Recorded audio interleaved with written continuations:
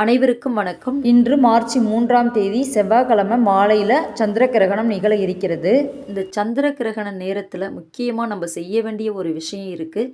அதை பற்றி தான் இந்த பதிவில் பார்க்க போகிறோம். வீடியோவை ஸ்கிப் பண்ணாதீங்க, முழுமையாக பாருங்கள். சந்திர கிரகணம் நிகழக்கூடிய நேரம் மார்ச் 3ஆம் தேதி பிற்பகல் 3:20 மணிக்கு தொடங்கிடுது.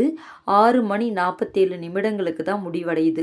கிரகண நேரத்தில் கர்ப்பிணி பெண்கள் வெளியே செல்றதை அவாய்ட் பண்ணணும். முடிந்த வரைக்கும் காலையில் 9 மணியில இருந்தே அவங்க வீட்டிலே இருப்பது தான் நல்லது. சந்திரன் உதயமான பிறகு கொஞ்சம் கொஞ்சமாக அந்த சந்திர கிரகணம் தெரிய ஆரம்பிக்கும். சந்திர கிரகண நேரத்தில் சமைப்பது, உணவு உண்பது இதெல்லாம் தவிர்க்கணும். சந்திர கிரகணம் நிகழ போகிறதுக்கு முன்னாடியே ஒரு சொம்பு அல்லது ஒரு பாத்திரத்தில் உங்கள் வீட்டில் எத்தனை பேர் இருக்கீங்களோ அத்தனை பேருக்கு ஏற்ற மாதிரி தண்ணீர் நிரப்பி அந்த தண்ணியில் துளசி ஒரு கைப்பிடி அளவு போட்டுக்கலாம், அல்லது ஒரு 10 இலை கூட போட்டுக்கலாம். அந்த இலையை போட்டு மூடி வச்சிடணும். சந்திர கிரகணம் நிகழ போகிறதுக்கு முன்னாடியே இதை போட்டு மூடி வச்சுட்டு சந்திர கிரகணம் முடிந்த பிறகு வீட்டில் உள்ள எல்லாருமே இந்த தண்ணியை குடிக்கலாம். இந்த தண்ணியை ஒவ்வொரு டம்ளர் அல்லது கொஞ்சமாவது எடுத்துக்கிட்டோம் அப்படின்னா எந்த ஒரு பாதிப்பும் உடல் ரீதியாக வராது.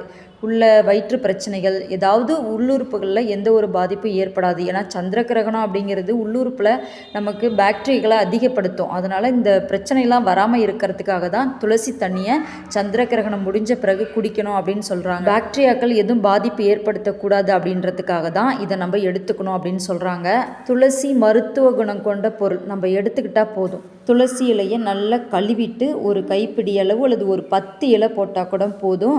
அந்த எசன்ஸ் பூரா அந்த தண்ணியில் இறங்கியிருக்கும். 3 மணி வாக்கில் போட்டு வச்சாலே போதும். கிரகணம் முடிஞ்சு அந்த தண்ணியை குடிக்கணும். கிரகணம் முடிஞ்ச பிறகு வீடெல்லாம் தொடச்சி முடிச்சுட்டு வீட்டில் ஒரு விளக்கு ஏற்றி வைத்த பிறகு புதுசாக சமைக்க ஆரம்பிக்கணும். சமைச்சிட்டு அதுக்கப்புறம் தான் சாப்பிடணும். வீடு துடைக்க முடியல அப்படின்னாலும் பரவாயில்ல, கொஞ்சமாக மஞ்சள் தண்ணி கரைச்சி வீட்டில் எல்லா இடத்துலையும், கிச்சனில், பெட்ரூமில் எல்லா இடத்துலையும் தெளிச்சு விட்ருங்க. அப்படி செஞ்சால் கூட போதும்.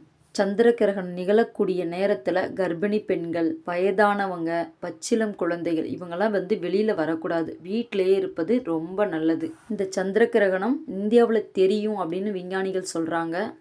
சந்திர கிரகணம் நிகழக்கூடிய நேரம் செவ்வாய்க்கிழமை மார்ச் 3ஆம் தேதி மாசி மாதத்திற்கு 19ஆம் நாள் பிற்பகல் 3 மணி 20 நிமிடங்களுக்கு தொடங்கி 6 மணி 47 நிமிடங்கள் வரை நீடிக்கும். அனைவரும் சேஃபாக இருங்க. இந்த வீடியோ உங்களுக்கு பிடிச்சிருந்தால் லைக் பண்ணுங்கள், ஷேர் பண்ணுங்கள், மறக்காமல் சப்ஸ்கிரைப் பண்ணிக்கோங்க. நன்றி, வணக்கம்.